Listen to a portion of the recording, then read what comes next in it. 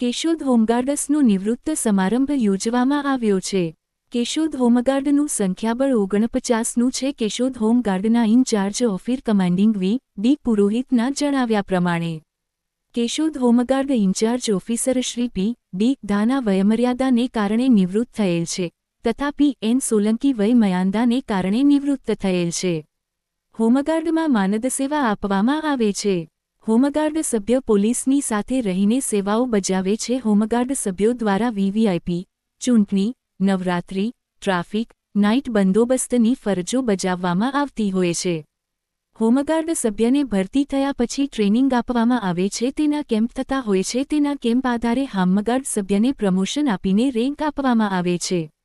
નિવૃત્ત થતા સભ્યોને વિદાય આપવા યોજાયેલ કાર્યક્રમ કેશોદ શહેર હોમગાર્ડ યુનિટના 2 સભ્ય વયમર્યાદાને કારણે નિવૃત્ત થતા હોય તેના ભાગરૂપે Keshod home guard incharge officer commanding V D. Purohit તથા અતુલેજ મેવાડાએ કાર્યક્રમનું આયોજન કરેલ અને હોમગાર્ડ સભ્ય પી.એન. સોલંકી અને પી.ડી. ધાનાને સાલ ઓઢાડી તથા પુષ્યગુચ્છ તથા સાકરનો પડો તથા શ્રીફળ આપીને તેઓનું સન્માન કરેલ। તે સમયે કેશોદના રોટલી ક્લબના સભ્ય ડો.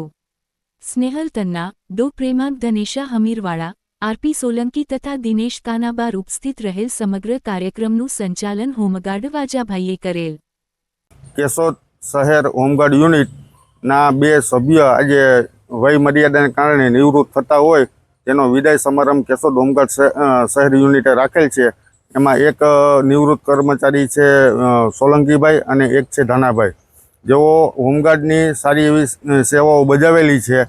એમાં માનદ વેતન હોય છે અને પોલીસની સાથે ખંભે ખંભા મિલાવીને એ લોકોએ સેવાઓ કરેલી છે, જે હોમગાર્ડ શહેર બિરદાવે છે।